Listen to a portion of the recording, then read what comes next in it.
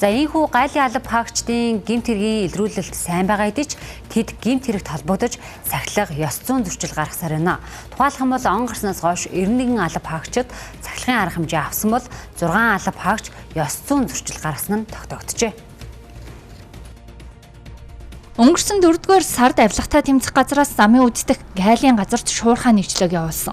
Улмаар замын үддэх гайлын газрын нэр бүхий 16 байцаагчийг бүгд найрамдах Хятад ард улсаас импортлж буй бараанд гайлын хяналт шалгалт хийснийхээ хариуд аж ахуй нэгжүүдээс хахуул авсан.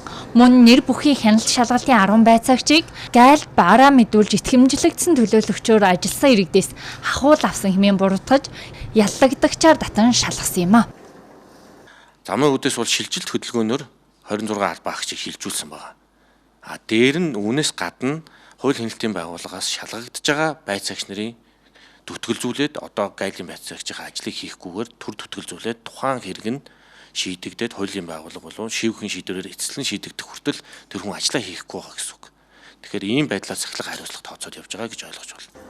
91 албаа хаагчдад дараах сахилгын арга хэмжээ авсан байна. Тодорхойлбол гайлын улсын байцаагчийн албан тушаалын үүргээ биелүүлэхийг зүтгэлзүүлсэн 26, эрхийг нь бүр мөсөн хассан 1, сануулгах хэлбэрийн шийтгэл ногдуулсан 29, зэрэг дэвийг 3 сараас 1 жилийн хугацаагаар бууруулсан 8, албан тушаалын цалин 3 сарын хугацаагаар 20 хувиар бууруулсан 20, албан тушаал бууруулсан 4, гайлын албанаас хаалсан 3 албаа хаагч байна. Мөн өнгөрсөн 4-р сард шалгалтын ажлыг эхлүүлснээр гайлын орлого нэмэгдсэн гэх мэдээлэл гарсан юм. Тэгвэл үүнд дараах хариултыг өглөө. Энэ оны 6 дугаар сарын байдлаар бол 110.6% биелэлттэй явж байгаа. Тэгэхээр олон хүчин зүйл нөлөөлж байгаа. Мэдээж бүтээн байгуулалтын сарууд эхэлсэн. За энэ саруудад бол барааны эргэлт сайжирдаг. Мөн гайлын байгууллагаас болон хууль хяналтын байгууллагаас шуурхай арга хэмжээ авсны хүчин зүйлүүд бас давхар нөлөөлж байгаа гэж ойлгож болно.